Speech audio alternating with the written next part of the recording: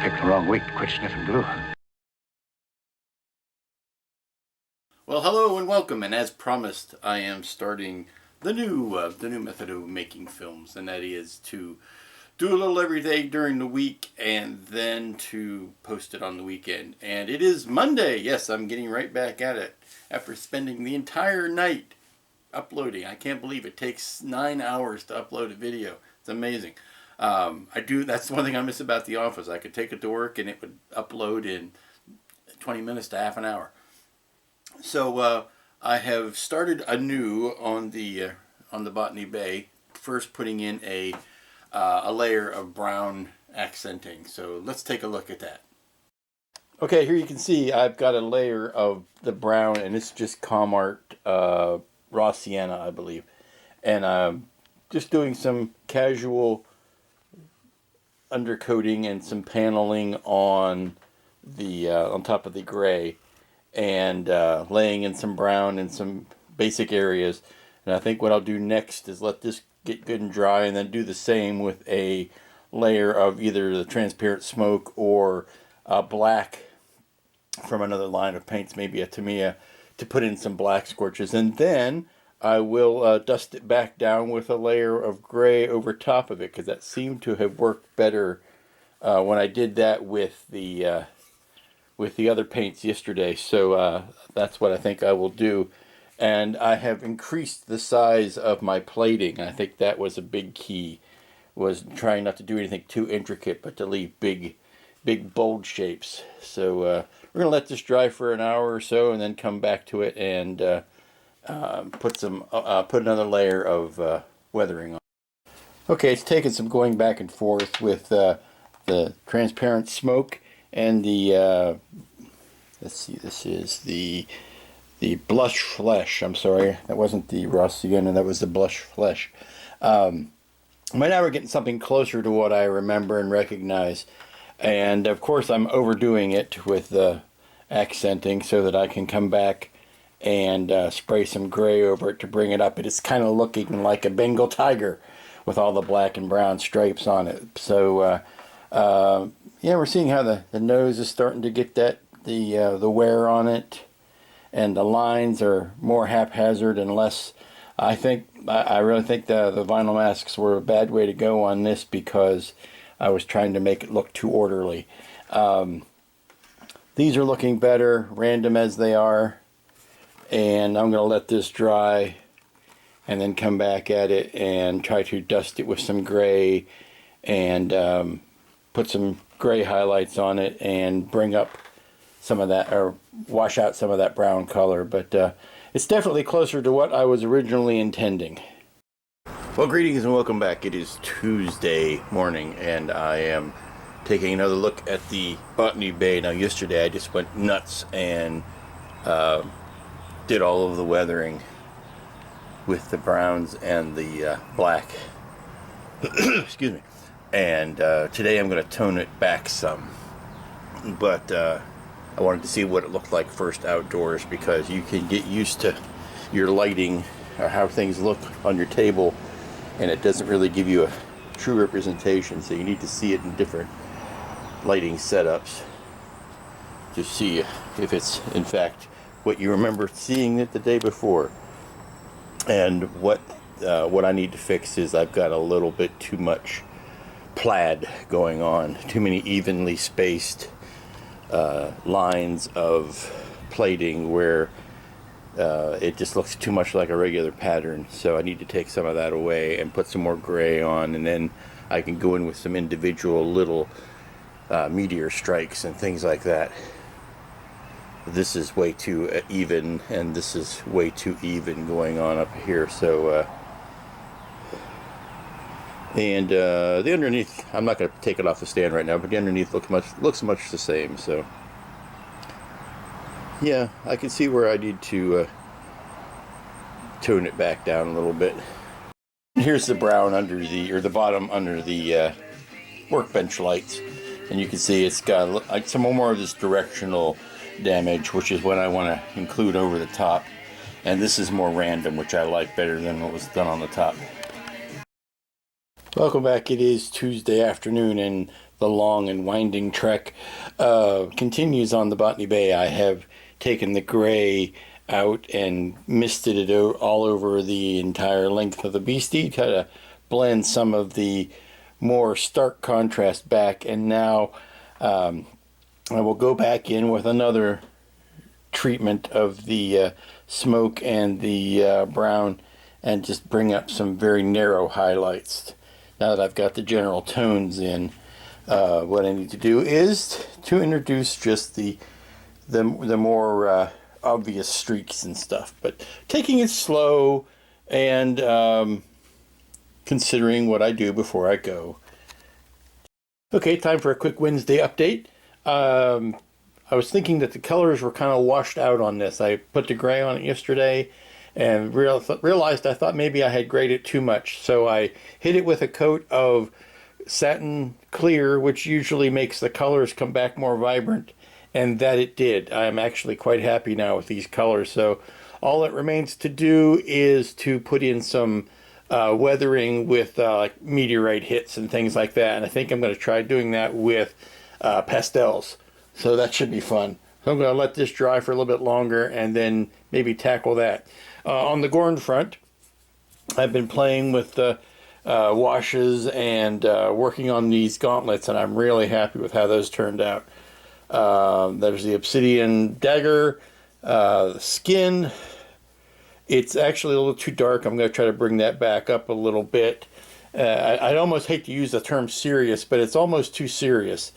It needs to be a little bit more goofy in its color to go along with the goofiness of the costume.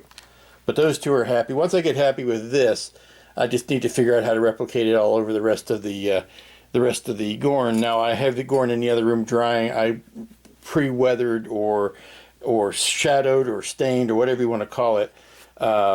Pre-shaded is the common term. I pre-shaded some of the bits of his skin, especially on his legs, and made some real dark recesses that I'm going to go and dry brush and bring back out. But that's drying in the other room.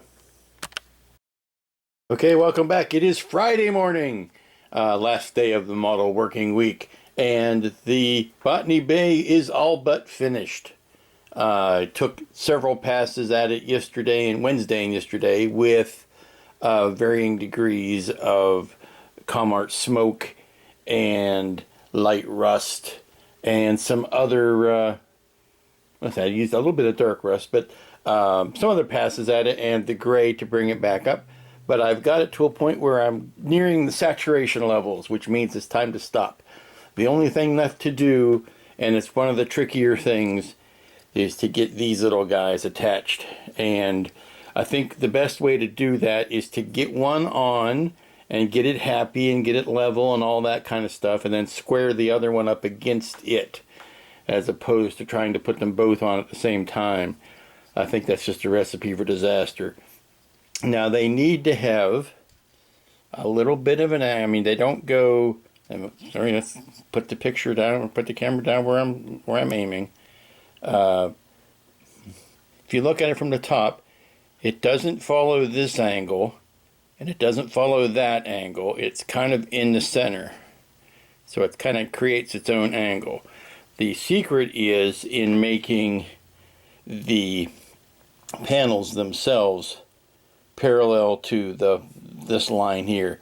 The line of the panels, that line there, needs to be parallel with that. So you kind of bring it out and square it up on all three dimensional planes. This way, and this way. So once you get one of them going, and then you attach the other one. So since that is the most delicate work to be done on it, and it is the final work to be done on it, that is all that is left to do today. I did a little bit of scoring in there with some chalks, some pastels, and even some dark ebony pencil to accentuate some of these lines, but I think I'm getting to the point of overworking it. So it's time to stop and put on the veins, and then we'll be back to Goren land. I'm really happy with how the two forearms look, or the two forearms look, and I just need to bring up the green on the flesh a little bit more. It's a little too dark. And then we make that match all of the rest of it. But we are done with Botany Bay and we'll be into Goren Town full time. Okay, we're down to the final wire.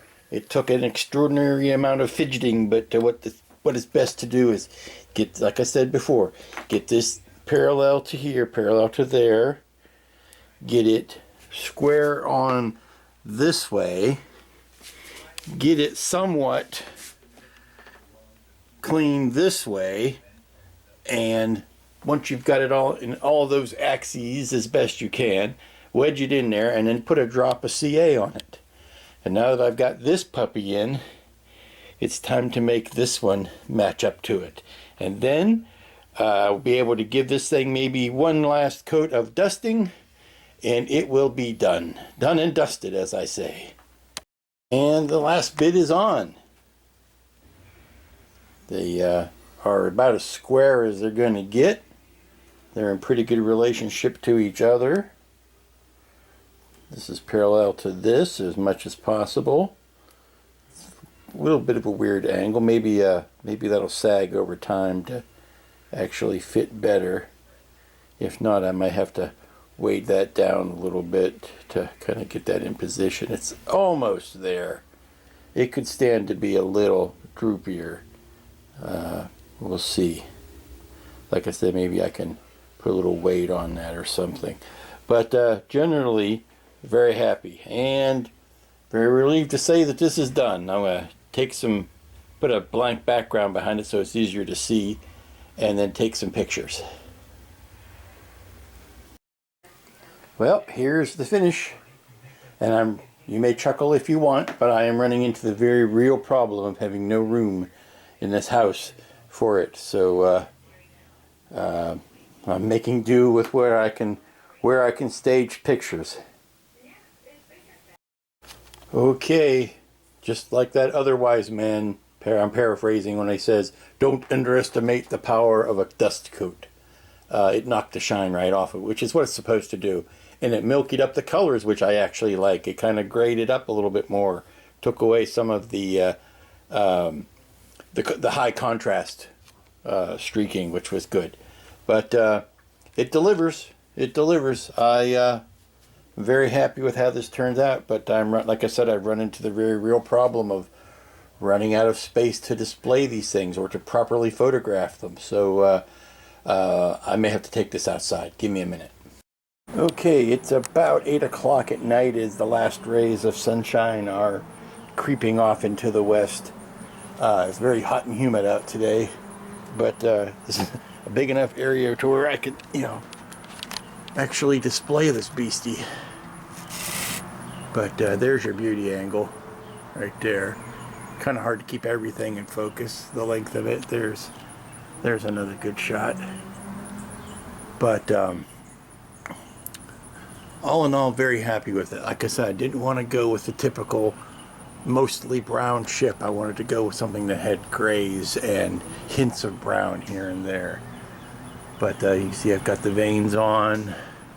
I might take just a slightest bit of a metallic, maybe either a gunmetal or a silver, and just touch some of these just to give the indication that these were once metal and have been covered up with dust, but maybe got a little of the metal just knocked off, but just the slightest hint of it. I'm not gonna cover them completely, but I'll see how I feel about that in the morning. But that pretty much finishes this project, and now it's on to all Goren all the time. But it makes me wish I had a room right here, which I'm supposed to, but I can't get a freaking contractor to give me a price inside of what I can afford. But there's your long lingering shot. Now maybe I'll just do a nice little pull away into the sunset.